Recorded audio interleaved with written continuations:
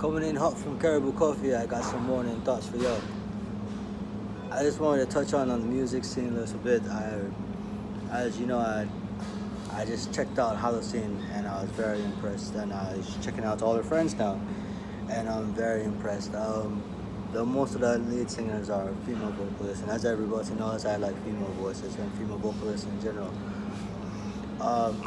Lauren Bobbitt can scream better than most men, and it sounds good. There's some screamo, I guess you can call it. Back in the day, I was never really into that kind of stuff, but some of it's just you just can't really stand it because you don't. It's not appealing.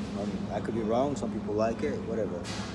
But her version of screamo is pretty good. Violet Orlandi has a beautiful voice. It's almost a mix of opera and emo, and it's you have to see it to believe it. But I wanted to touch on something. Mori. Look, I don't understand Russian, or Spanish, or anything really, any other language but English. But you can tell certain languages have a tendency to be like masculine, feminine, or sensual, or whatever. There's an emotion to a language.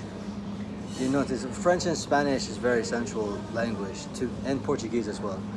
To me, I mean, listen to Bad Bunny if you don't believe me. It's a very sensual music. French, they say, is the language of love. Whatever. I'm leaning more on Spanish when it comes to that. But Russian is a very masculine language, like da, dorska. It's a very masculine language. Annie Maurice sings in Russian, and it sounds beautiful. And it's surprising, and when you hear her speak, she speaks very fast, and I don't understand the words, but she speaks very fast, and there's something about it. It's a very masculine language, but she can speak it, and it sounds feminine, like almost like it's a sexy feminine. I can't explain it, but check out her channel as well. I subscribe to all of them.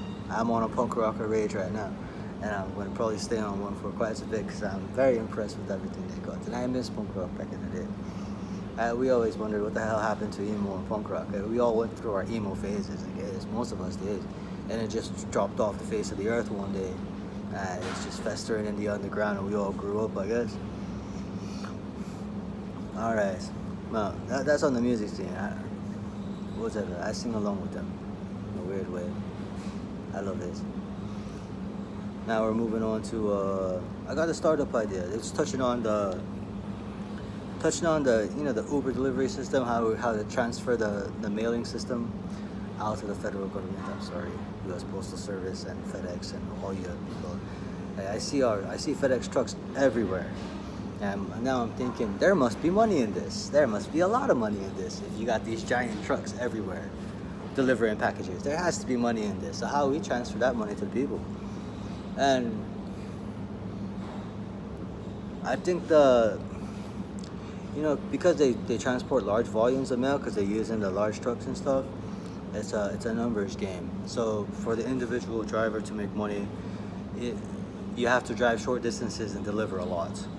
So we want to get the volume of mail closer to the area that it's going to be distributed at a lower cost, I guess. Don't listen to me, I'm a homeless guy, but I'm going to talk for a minute. I was thinking doing like a drone relay system, if someone can design the drones.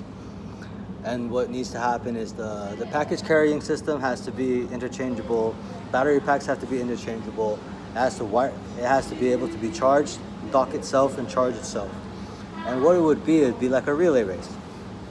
So, say there's a main distributing center, drone picks up, drops it to the next distributing center. Either it changes batteries or it changes packages. If you're gonna I think it's better to interchange batteries so you use less drones.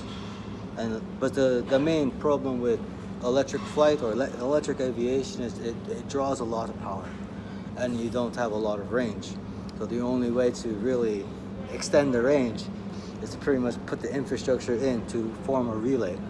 So you would bounce a package from place to place to place to get it to get multiple distributing centers and spread out among an area. So like every major city, every minor city will have a distributing area. The drones will take from the main distributing area and relay it across.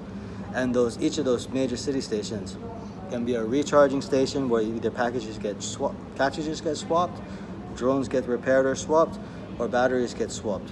And that's how you would increase the range. And also this will be all done pretty much autonomously, so that will reduce the cost. And then from the final station, it can actually go to the individual driver to deliver the mail.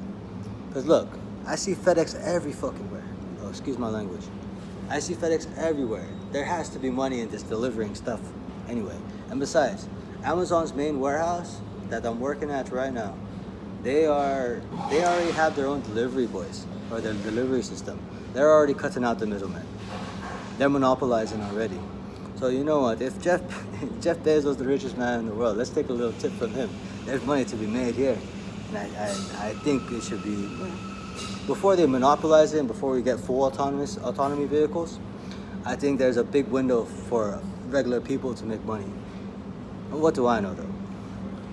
Anyway, the final thing I wanted to touch on is, you know how rent be so expensive nowadays, man. If you're a simple person,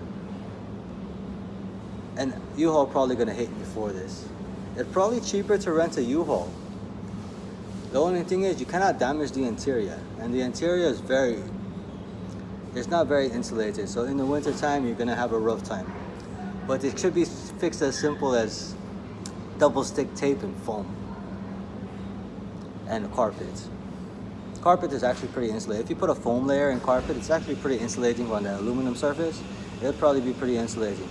You can double stick tape on the strap rails and stick foam board, drape a curtain. It'll look good. It'll look pretty. And then double stick tape foam insulation on the top. And this is pre-made foam insulation. They use it for grow rooms and there's all kinds of applications for it. But it comes, you can buy like 1/4 inch thick, 1/2 inch thick insulation. It comes in sheets, about a 4x8, like a piece of plywood. It's very light. Double stick tape will hold it. And the positive thing about it, when you're gonna return the U-Haul, you pull off all that insulation foam and scrape off the double stick tape. You haven't damaged nothing. You ain't gonna get charged for nothing. U-Haul makes a lot of money on mileage, but I believe that daily rental is cheap. I didn't look it up. I probably should have did before I did this video, but I'm sure whatever you're paying for a U-Haul will be cheaper than renting a place. I would rent one, but I don't have a driver's license. Homeless guy, remember that. But anyway, yeah, it's pretty important. It'd be a simple way to save money, because you know, why would you put money to something you ain't gonna own? It doesn't make no sense. Man, I was living in a motel for months. I'm paying for comfort, but I'm never gonna own it. But why would I do it if I'm never gonna own it? It doesn't make sense to me. You know, it goes against all my better judgment that I've had before.